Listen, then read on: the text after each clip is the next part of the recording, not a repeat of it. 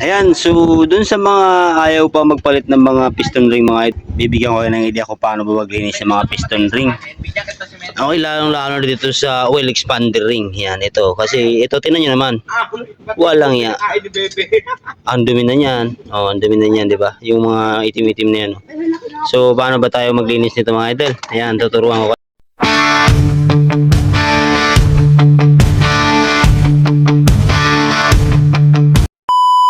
Ito lang yan, oh. Ito lang paglinis yan. Gamit ka ng matulis na pantusok. Ayan, oh.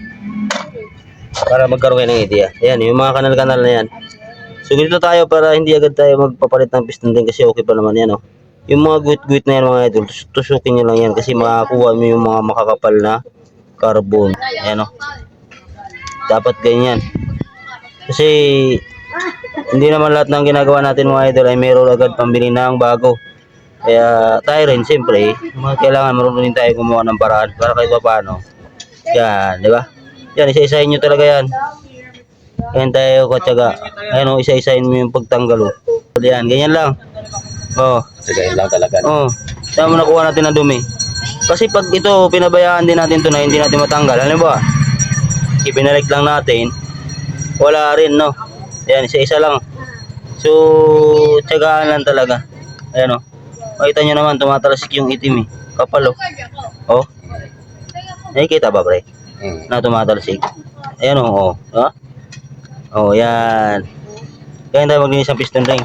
Tapos, dito naman sa piston, mga idol, ito nga pala ay Barako, no? Barako 1. So, mapapansin nyo yan. Pag naglinis kayo ng piston, ayan, yung mga butas na yan, oh. 1, 2, 3, 4. Itong butas na to, ayan, may tagos din yan dito sa likod. Tapos meron pa dito sa gilid naman ito. Ito naman na butas na to, dito rin yan, tagos yan sa pin ng piston. Pinakamahalaga dyan mga idol ay matanggal niyo yung pinakabara talaga. So kaninang kapal, kaya nag-overheat tong motor na to. Kasi sobrang kapal na ng carbon. Dapat yung mga butas na yan, dito apat. Tingnan nyo, pag tinusok natin, tatagos yan dun sa ilalim. Ayan, o. Kita nyo naman, di ba? Dapat ganyan.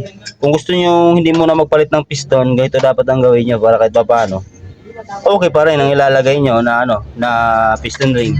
So sa piston ring naman, ganoon lang din, linisin nyo lang din yan isa-isa. Huwag nyo nang agad ang palitan. Okay, so ganoon lang mga idol para kahit paano hindi agad tayo magpapalit ng piston ring at saka piston. Yan. Pinakamahalaga yan yung mga butas na yan. Pag naglinis kayo dyan, yan.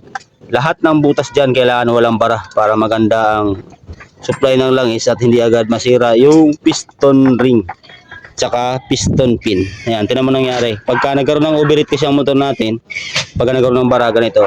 Ayan. At tapos ito naman, mapapansin nyo pag overheat, mahirap siya bunutin dito mismo sa piston kasi matigas. Mahina yung supply na langis niya kasi nga barado yung mga butas. Okay, so yun lang.